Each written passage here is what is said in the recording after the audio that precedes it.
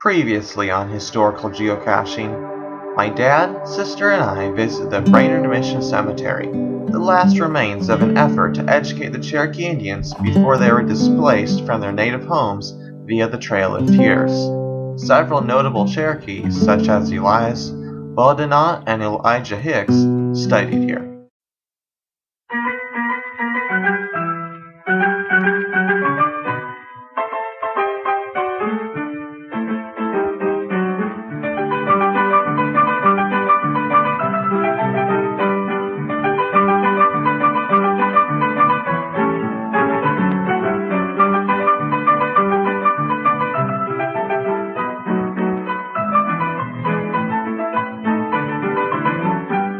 And welcome everybody to another edition of Historical Geocaching on the road with geocacher TN Photobug from Chattanooga, Tennessee. Today I'm really excited. I'm down here in downtown Chattanooga by the Tennessee Aquarium and Ross's Landing. There's some really cool and important Cherokee Indian Trail of Tears history. I'm going to show it to you guys, so stay tuned, come along with me as I explore the Cherokee Indian history of Ross's Landing. And hey everybody, this first part of Ross's Landing Cherokee Indian history I want to show you is a really cool statue of a Cherokee Indian here. Even with the very sad history of the Trail of Tears, I think it is nice that now America and the people who erected the statue now recognize the history of the Trail of Tears.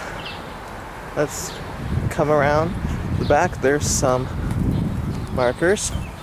It's called Cherokee. Sculptor is Judd Hartman from Brooklyn, Maine. In June 1992 this was done. It says Cherokee, the statue is dedicated with love and appreciation to the Lupton family who helped the statue and the whole area grow. And may this sculpture serve to honor the countless generations of Native Americans who for many, many years lived in this place. That's some really cool history. Let's go across the street, see what other cool history we can find.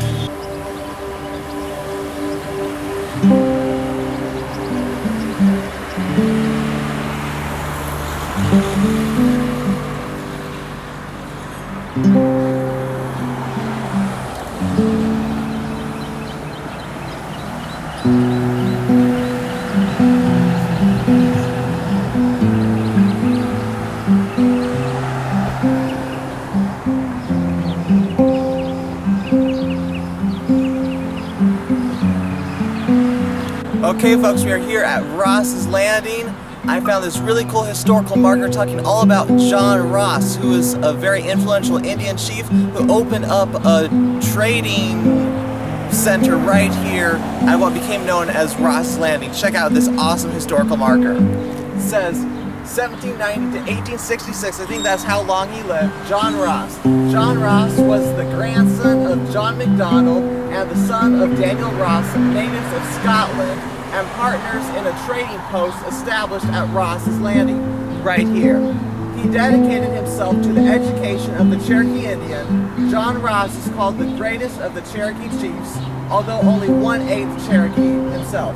He served as principal chief from 1828 through 1866. He fought against the removal of the Cherokees from this region, ultimately leading them on the Trail of Tears journey to Oklahoma in 1838. Really great guy, really neat history. Glad I can share this historical marker with you.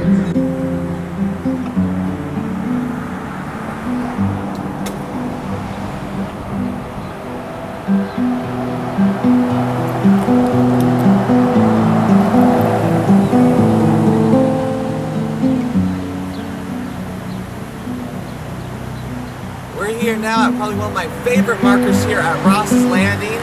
Back in the Trail of Tears times.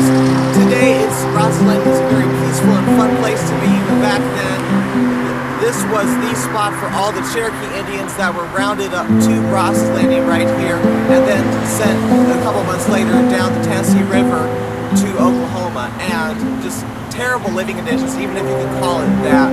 But I think it's really neat that there's historical markers that talk about it, even though it is sad history. Check out this historical marker, let me read it to you. Trail of Tears. In May 1838, soldiers under the command of General Winfield Scott began rounding up Cherokee Indians in this area who had refused to move to Indian Territory, otherwise known as Oklahoma. About 15,000 Cherokees were placed in stockades in Tennessee and Alabama until their removal. Roughly 3,000 were sent by boat down the Tennessee River, and the rest were marched overland in the fall and winter of 1838 through 39. This forced removal under harsh conditions resulted in the deaths of about 4,000 Cherokees.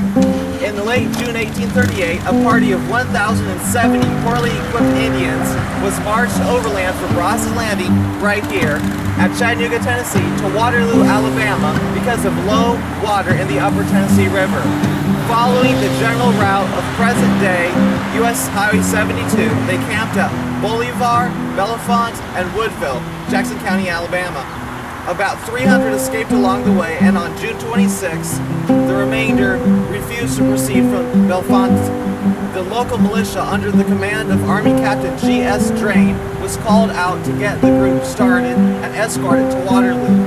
Arriving in miserable condition on July 10, 1838, the Cherokees were placed on boats to continue their journey west. The Trail of Tears, which resulted from the Indian Removal Act passed by the U.S. Congress in 1830, is one of the darkest chapters in American history. This historical marker will forever mark the beginning of this Trail of Tears. As I said, very sad history, but need to actually be in the spot where this happened.